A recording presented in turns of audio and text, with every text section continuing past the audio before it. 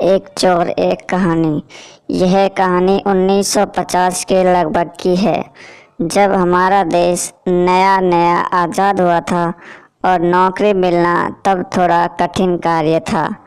और लगातार बढ़ती बेरोजगारी की वजह से देश में जेब कतरों और चोरों की तादाद थोड़ी बढ़ चुकी थी। और उसी बेरोजगारी की वजह से एक दिन एक घटना घटी, जब एक मालदार सेठ अपनी शानदार गाड़ी से उतरकर बैंक में प्रवेश कर रहा था। तब एक चोर चुपके से उसके पीछे हो लिया था और वह चोर चाल ढाल से बहुत चुस्त और चालाक लग रहा था। जब सेठ बैंक अधिकारी से बातचीत करके अपने पैसे निकलवा रहा था, तब वह चोर उस सेठ की तरफ अपनी पीठ करके खड़ा हुआ था, पर उसके कान पीछे ही लगे हुए थे। उस चोर ने बैंक अधिकारी और उस सेठ की बातचीत से इतना तो समझ ही लिया था कि वह सेठ बैंक से बहुत बड़ी रकम निकालने के लिए आया था।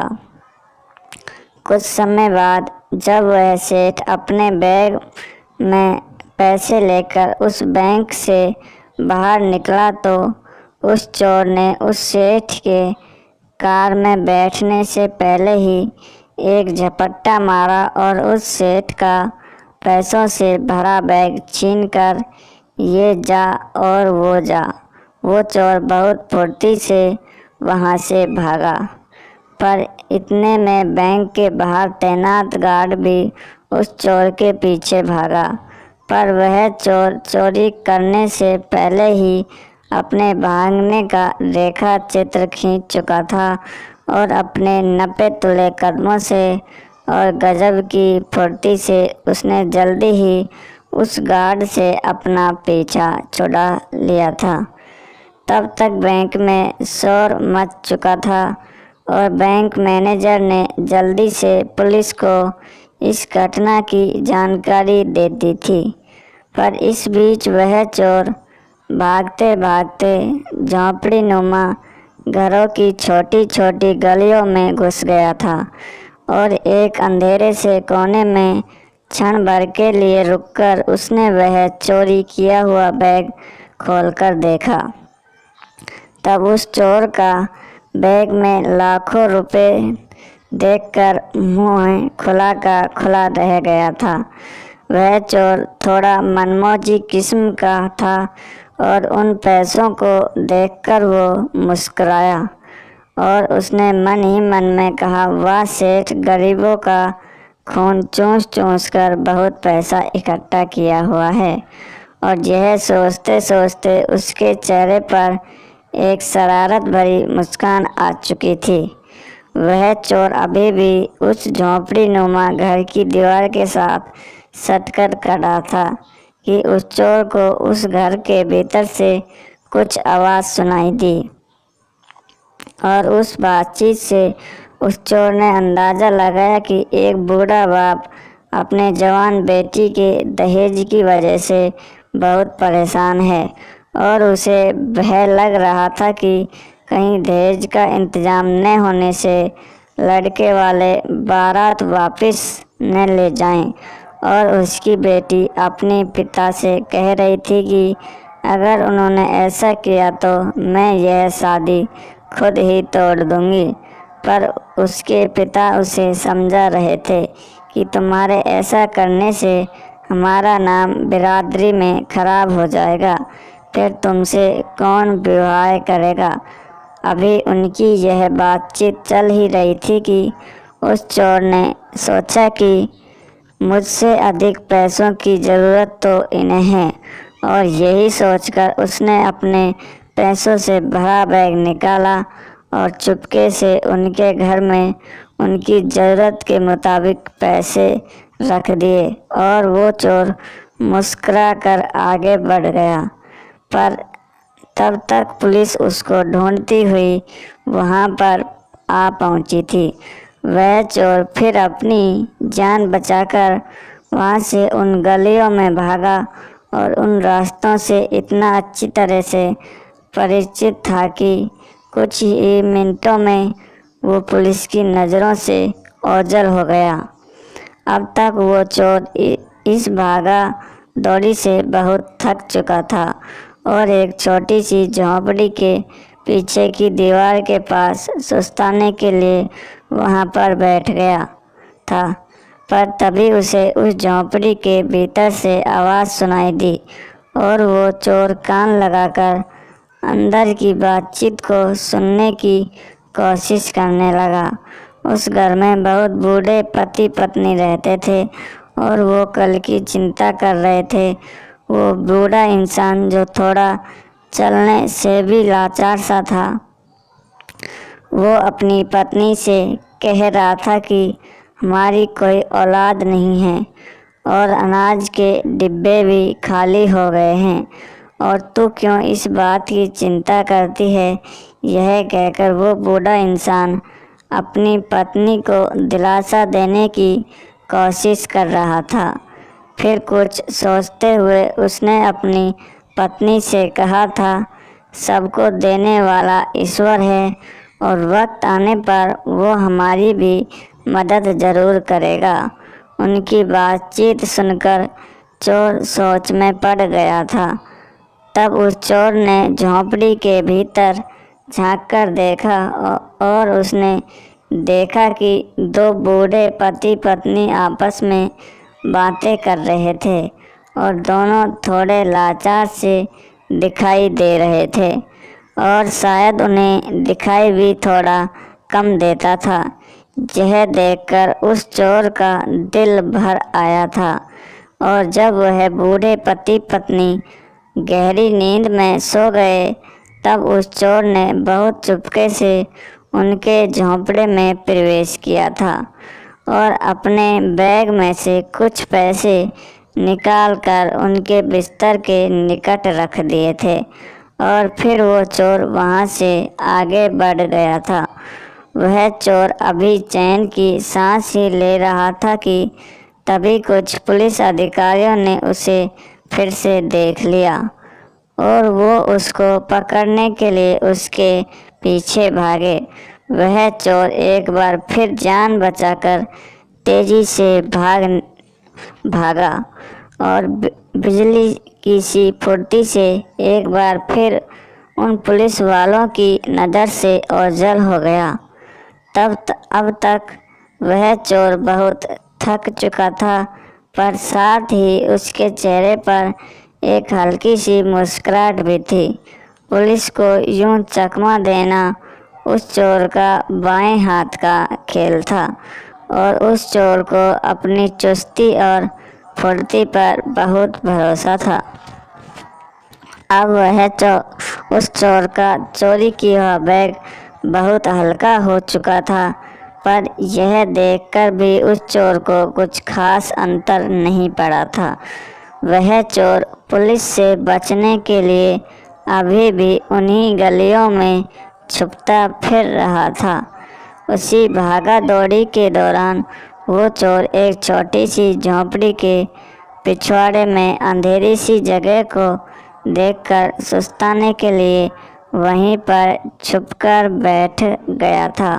उस समय वो बहुत थक चुका था और अपनी सांसें ठीक कर रहा था कि तभी उसे उस छोटे से टूटे फूटे झोंपड़े की भीतर से किसी छोटी लड़की की आवाज़ सुनाई दी और वो चोर दीवार से कान लगाकर भीतर की बातें सुनने की कोशिश करने लगा। उस चोर को उस झोंपड़े में से दो छोटे बच्चों की बातचीत सुनाई दे रही थी और उसने सुना कि एक लड़की अपने छोटे भाई को दिलासा देते हुए कह रही थी, तुम चिंता मत करो छोटे, मैं तुम्हारी टांगों का इलाज बड़े से बड़े डॉक्टर से करवाऊंगी और तुम एकदम ठीक हो जाओगे। और वो छोटा बच्चा अपनी बहन से कह रहा था, अब तो हमारे माता पिता भी नहीं रहे, फिर तुम अकेली इतने सारे पैसे कहाँ से लेकर आओगी? लगता है जैसे मैं अब जीवन भर अपाहिज ही रहूँगा। यह कहकर वह छोटा बच्चा बिलखने लगा था, पर तभी उसकी बहन ने अपने भाई को चुप कराने का प्रयास करते हुए उससे कहा था, छोटे, जिनका कोई नहीं होता उनकी रक्षा खुद भगवान करते हैं, तो क्यों चिंता करता है? मैं हूँ न, और जब तक मैं हूँ तुम्हें चिंता करने की कोई ज़रूरत नहीं है। उनकी बातों को वह चोर बहुत ध्यान से सुन रहा था और उन बच्चों की भोली बातें सुनकर उसके दिल में उन्हें देखने की जिज्ञासा जाग उठी और उसी जिज्ञासा के तहत उसने उस टूटी फूटी झोंपड़ी के एक झरोखे से भीतर झांक कर देखा और उसने देखा कि दो बहन भाई आपस में बातचीत कर रहे थे, जिसमें लड़के की उम्र अभी 7 वर्ष के लगभग ही लग रही थी और वो छोटा बच्चा टांगों से अपाहिज था। उसकी 14 वर्षीय बहन उसकी हिम्मत बढ़ा रही थी। उस चोर ने देखा कि झोंपड़े की एक दीवार पर 2 तस्वीर लगी हुई थी। उन तस्वीरों के सामने एक दिया जल रहा था। इसी बात से उस चोर ने अंदाज़ा लगाया कि हो न हो ये इनके मृत माता पिता की तस्वीर ही होगी। 2 छोटे बच्चों को इस अवस्था में देखकर उस चोर का दिल भर आया था और उसी पर उसने अपना चोरी किया हुआ बैग खोला और उसमें से जितने भी धनराशि बची हुई थी वह सब उन बच्चों के पास रखकर वो आगे बढ़ गया। उसने वो खाली बैग कुछ दूर चलकर एक बहते नाले में फेंक दिया और मुस्कुराता हुआ आगे बढ़ गया, पर उसे पता नहीं चला कि पुलिस अभी भी उसकी तलाश कर रही थी। और जैसे ही वो चोर पुलिस को फिर से दिखाई दिया, पुलिस ने उस चोर की चारों तरफ से घेराबंदी कर दी। चोर अपनी जान बचाकर पास ही की एक बहुत बड़ी हवेली में घुस गया और उस हवेली की छत से होते हुए उसने एक पर छत्ती पर उतरकर उस कमरे के रोशनदान से कमरे के भीतर झांककर देखा तो वो दंग रह गया। उस कमरे में इतनी धन संपत्ति पड़ी हुई थी कि जिसकी उस चोर ने कभी कल्पना भी नहीं की थी। वह कमरा बहुत सी अलमारियों से भरा हुआ था और उसकी हर अलमारी में ढेरों पैसे पड़े हुए थे। उस कमरे की कुछ अलमारियों में बेशकीमती जेवर पड़े हुए थे। वह चोर इतनी धन संपत्ति देखकर हैरान रह गया था और उस पल उसके मुंह से निकल ही गया था, इस सेठ ने गरीबों का खून चूस चूस कर इतनी धन संपत्ति इकट्ठी की होगी। और अब उस चोर ने निश्चय कर लिया था कि उसका अगला निशाना यही घर होगा। और अभी वह यह सोच ही रहा था कि उसे उस घर का सेठ भी नज़र आया, जो अपने जेवर एक अलमारी में संभाल कर रख रहा था। और वो चोर यह देखकर हैरान रह गया था कि यह सेठ वही सेठ था जिससे उसने बैंक के बाहर बैग छीना था। उस पर वह चोर मन बुदबुदाया था, अब तो इस घर में आना ही पड़ेगा। और यह कहकर वह खुद ही मुस्कुराने लगा था। उस गुप्त कमरे की बनावट ऐसी थी कि अच्छे अच्छे चालाक लोग भी शायद उस गुप्त कमरे को खोज नहीं पाते, पर उस चोर के छत से उस घर में प्रवेश करने की वजह से उसे 2 दीवारों के बीच में बने एक कमरे का पता चला था। शायद उस सेठ ने अपनी धन संपत्ति की सुरक्षा के लिहाज से ऐसा किया था, पर वो सेठ नहीं जानता था कि किसी चोर की निगाहों से किसी भी प्रकार की गुप्त जगह का छुपा रह जाना असंभव था। पर अब तक पुलिस ने उस हवेली और आसपास के इलाकों की घेराबंदी कर दी थी और अब उस चोर का वहां से निकलना असंभव सा हो गया था। धीरे धीरे पुलिस का घेरा छोटा होता गया और वह चोर उस सेठ की हवेली से कुछ ही कदम की दूरी पर पकड़ा गया। उस चोर को हथकड़ी लगाकर पुलिस स्टेशन लाया गया और शिनाख्त के लिए बैंक के गार्ड और उस सेठ को पुलिस स्टेशन बुलाया गया। गार्ड ने चोर के चेहरे को ध्यान से देखते हुए पुलिस अधिकारी को बताया, मैंने चोर को पीछे से देखा था और बस मैं एक झलक उस चोर की देख पाया था और मुझे लगता है कि यह वही चोर है जिसने बैंक के बाहर सेठ जी का बैग चुराया था। तब तक वह सेठ भी बैंक में पहुंच चुका था और चोर को पहचानने की कोशिश ही कर रहा था। वह चोर उस सेठ के बहुत करीब आया और उसने सेठ के कान में बस इतना ही कहा था, सेठ जी, क्या आपके घर में बने गुप्त कमरे के जानकारी मैं पुलिस को दे दूं? बस फिर क्या था, यह सुनकर उस सेठ के चेहरे का रंग उड़ गया।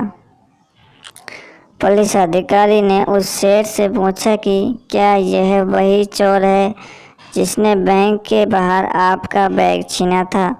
अब सेठ जी उस चोर के चेहरे की ओर देख रहे थे और उनकी ओर ही देख रहा था और वो मुस्कुरा रहा था और वो चोर उस पल मन ही मन में सोच रहा था, अब बता मोटे सेठ, अब मैं तेरे काले धन का भांडा सिर्फ एक पल भर में फोड़ दूंगा।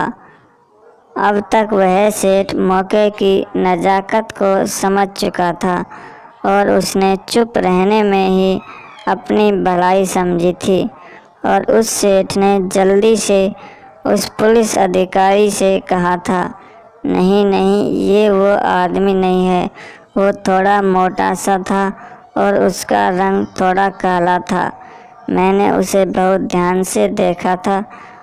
उस सेठ की बातें सुनकर वह गार्ड बहुत हैरान हुआ था और वो बहुत आश्चर्य से सेठ की ओर देख रहा था।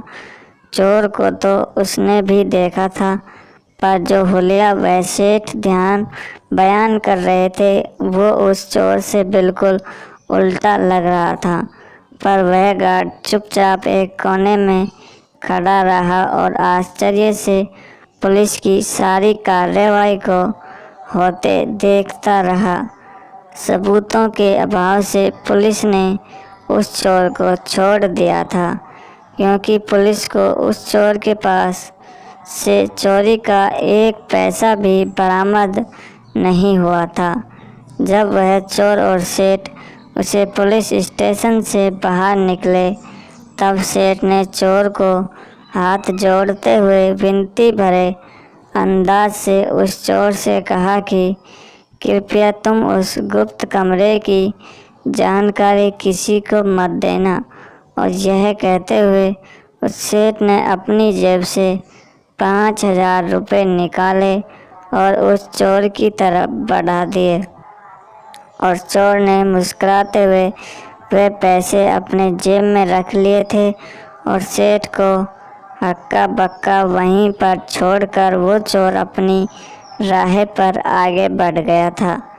पर अब तक वह सेठ समझ चुका था कि उसके घर पर पड़ा गुप्त खजाना अब सुरक्षित नहीं रहा था और उस पल वह चोर मन ही मन में यह फैसला कर चुका था कि उसका अगला निशान उस सेठ का घर ही होगा। अगली सुबह जब उन तीनों परिवारों के लोगों की आँख खुली और इतने सारे पैसे एक साथ देखकर वह सब बहुत हैरान हुए थे और उस पल उन सब ने हाथ जोड़कर ईश्वर का धन्यवाद किया था, क्योंकि उन सब कुछ ऐसा अनुभव हुआ था कि ईश्वर ने अपने किसी बंदे के हाथों उन्हें मदद भेजी थी। उन सब के लिए यह किसी चमत्कार से कम नहीं था और यह बात सत्य प्रतीत होती है कि ईश्वर की मर्जी के बिना कहीं पर एक पत्ता भी नहीं हिलता। ईश्वर महान है और वो कुछ भी कर सकता है। अगर आप हमारे चैनल पर पहली बार आए हैं ऐसी ही प्रेरणादायक कहानी सुनने के लिए हमारे चैनल को लाइक, शेयर एवं कमेंट ज़रूर करें।